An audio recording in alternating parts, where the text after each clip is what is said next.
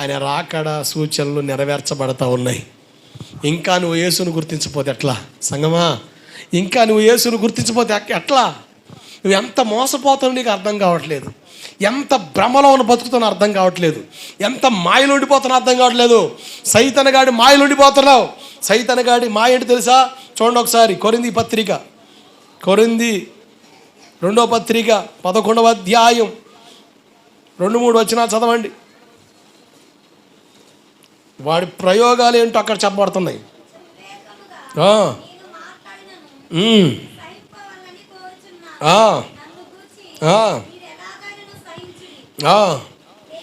దేవాశక్తితో మీ ఎళ్ళ ఆసక్తి కలిగి ఉన్నాను. పవిత్రాలైన కన్యకనుగా ఒకడే పురుషుని కనుక క్రీస్తునకు సమర్పింపవల్లని మిమ్మల్ని ప్రదానం చేస్తుంది కాదు.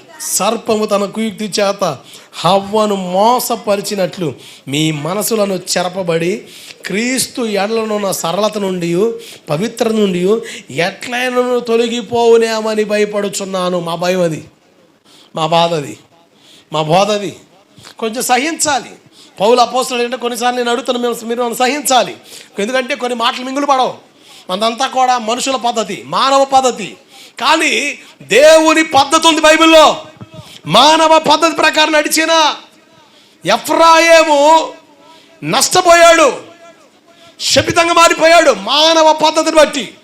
కానీ దేవుని పద్ధతి ప్రకారం నడిచిన దానియేలు రాజుల పరిపాలనలో అన్య దేశంలో వర్ధిల్లాడు. దేవునికి మహిమ కలుగును గాక. హల్లెలూయా. దైవ సంబంధమైన ఆలోచనలకు కేంద్రకృతంగా విశ్వాసి మారగలిగితే ఆ వ్యక్తి జీవితాన్ని దేవుడు వెలిగిస్తాడు. ఆ వ్యక్తి జీవితాన్ని దీవెనకరంగా మార్చగలడు. మన కన్నులు తెరబడాలి. చూడండి, లోకాసు వార్తలోనే ఇందాక చదివిన అధ్యాయంలో ఒక మాట చదివి ముందుకు వెళ్తాం. లోకాసు వార్త 24వ అధ్యాయం 31 వచనం. 31. వారి కన్నులు తెరబడి ఆయనను గుర్తుపట్టిరి. గట్టిగా చపలు కొడుతూ స్తోత్రం చెప్పండి. హల్లెలూయా. ఎప్పుడైతే వాళ్ళ కన్నులు తెరబడ్డాయో అప్పుడు ఆయన గుర్తుపట్టాడు. నా బాధ ఏదంటే సంఘం యేసును గుర్తించలేకపోతుంది. సేవకుడిని గుర్తించినంతగా యేసును గుర్తించలేకపోతుంది. కారణం తెలుసా? మా కోసం మేము పడాలి చెప్పుకోండు. నాకాడ వరాలు ఉన్నాయి, నాకాడ ఇది ఉంది, నాకాడ అది ఉంది అని మా బడాయి కోతలు ఎక్కువైంది. యేసును గురించిన వాక్ సత్యం తక్కువైంది కనుక మమ్మల్ని గుర్తించినంతగా సంఘం యేసును గుర్తించలేకపోతుంది. అది నా బాధ. పౌలు గారు ఏమన్నాడు తెలుసా? మాకు సిగ్గు కలిగించే చక్కని మాట పౌలు గారు అంటాడు. చూడండి, 2వ కొరింథీ పత్రిక 4వ అధ్యాయం 5-6 వచనాలు. త్వరగా, నాకు ఈ విషయాలు చాలా బోధన నేర్పాయి. నేను క్రమబద్ధీకరించడానికి ఉపయోగపడ్డ చాలా చక్కని వచనాలు ఇవి. వెలుగు ప్రకాశించును గాకని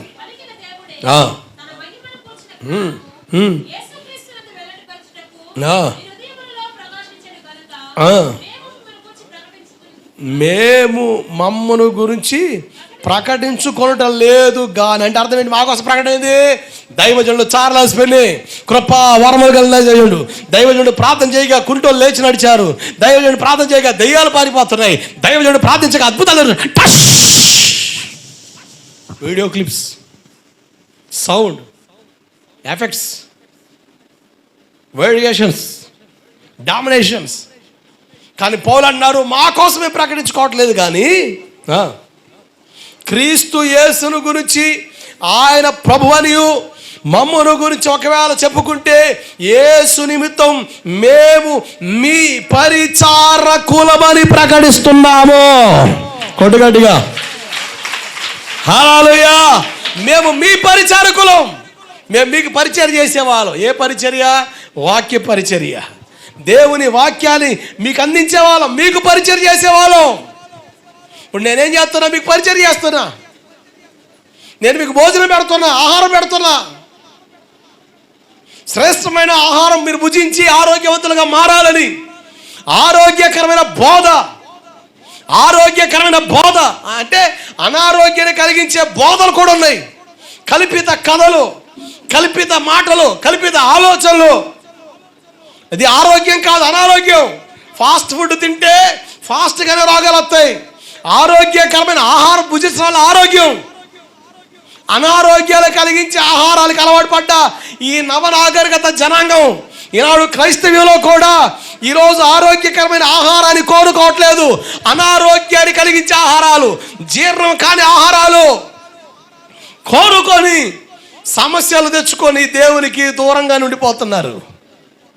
పౌలు అపోస్తలుడు అన్నాడు, మా కోసం మేము ప్రకటించుకోవట్లేదు, కానీ ఆయన ప్రభు, ఆయనకి సాధ్యం, ఆయనకి అంతా సాధ్యం. ఒకవేళ మా కోసం మేము చెప్పుకుంటే మేము మీ పరిచారకులు అని చెప్పుకుంటున్నాం, కానీ పౌలు పాస్టర్ గారు ప్రార్థన చేస్తే అద్భుతాలు జరిగినాయి, స్వస్థతలు జరిగినాయి, ఆశ్చర్యం ఇదే లేదు. దేవుని వాక్యమే మిమ్మల్ని కట్టగలుగుతుంది. దేవుని వాక్యం మిమ్మల్ని దర్శించగలుగుతుంది. ఈరోజు రకరకాల ప్రయత్నాలు అవసరం లేదు. దేవుని వాక్యాన్ని చెవినబడి దేవుని వాక్యం అంగీకరిస్తే నీ జీవితం వెలిగించబడితే నేను అంటాను, నువ్వు క్రీస్తుకి సమీపంగా మారుతావు. దేవుడికి స్తోత్రం కలుగునుగాక. హల్లెలూయా. యేసును గుర్తించు. ఆయన ఎవరు? పరిశుద్ధుడు, పవిత్రతనివ్వగలవాడు, పరిశుద్ధ దేవుడు, పరిశుద్ధతను నిలుపుకున్నవాడు. చెప్పాను ఆయనలో పాపం లేదని, పాపం ఎరగడని, పాపం చేయలేదని. ఎందుకు పాపం చేయలేదు? పాపం లేదు. ఎందుకు పాపం లేనివాడు, పాపం ఎరగనాడు అంటే పాపంలో చేరనివాడు ఆయన. దేవుడికి మహిమ కలుగునుగాక. హల్లెలూయా. ఆయన పరిశుద్ధుడు. పరిశుద్ధ దేవుని దగ్గరికి వస్తున్నాం మనం. చాలామంది అంటారు బయట వాళ్ళు, అమ్మో నాలాంటి వాడు ప్రార్థన రాకూడదండి, నాలాంటిది ప్రార్థన రాకూడదండి, నేను మంచిదాన్ని కాదు, నేను మంచివాడిని కాదని. మరి వచ్చే వాళ్ళంత మంచి వాళ్ళు అయింది. దేవుడికి స్తోత్రం కలుగును కాక. హల్లెలూయా. నువ్వే చెప్తావుగా, వచ్చే వాళ్ళ మంచి వాళ్ళు అయింది. నేను అంటాను, ప్రభు అన్నాడు, నేను నీతిమంతుల కొరకు రాలేదు, పాపుల కొరకును అవినీతి మంతుల కొరకు వచ్చాను. నేను అంటాను, ఆయన వచ్చిందే పాపుల కొరకు. నీతి లేని వాళ్ళం మనం. నీతిని మనలో స్థాపించడానికి ఇష్టపడుతున్నాడు. నువ్వు అవకాశం ఇస్తే నీతి స్థాపన నీలో చేస్తాడు. నువ్వు అవకాశం ఇస్తే పాపముని ఏలనంతగా శుద్ధి చేయగలడు. ఎంతమంది పాపులు మారారండి. ప్రపంచ క్రైస్తవ్యాలు చూడండి, ఎంతమంది పచ్చి తాగుబోతులు మారారు, పచ్చి వ్యభిచారులు మారారు. ఎలా మారగలిగారు?